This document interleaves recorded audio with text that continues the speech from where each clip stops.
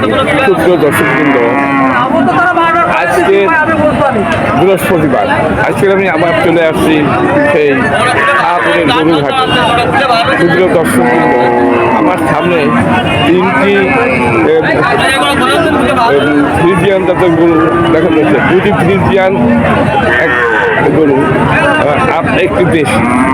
এই যে এই তিনটি গরু আছে এখানে, এই তিনটি গরুর মালিক পক্ষ এই যে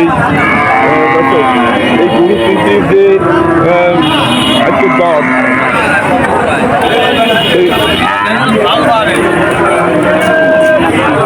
জানাবার জন্য আমরা এখানে হাজির হয়েছি।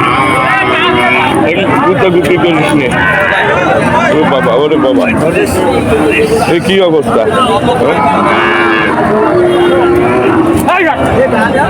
কি করলো?